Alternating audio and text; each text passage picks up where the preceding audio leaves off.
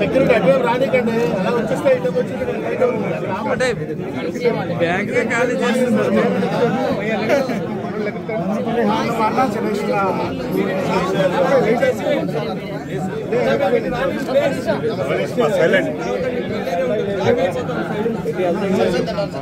ఈరోజు రాష్ట్ర వ్యాప్తంగా ఉన్నటువంటి చేనేత కార్మికులు, ఎందుకంటే జగన్మోహన్ రెడ్డి ప్రభుత్వంలో చూసాం ఒక 24,000 తప్ప ఏ స్కీమ్ రాలేదు కదా. మా నారా చంద్రబాబు నాయుడు గారు 14 నుంచి 19 వరకు చేనేత కార్మికులకు అనేక సంక్షేమ పథకాలు తెచ్చినట్టు ఘనత మా నారా చంద్రబాబు నాయుడు గారు.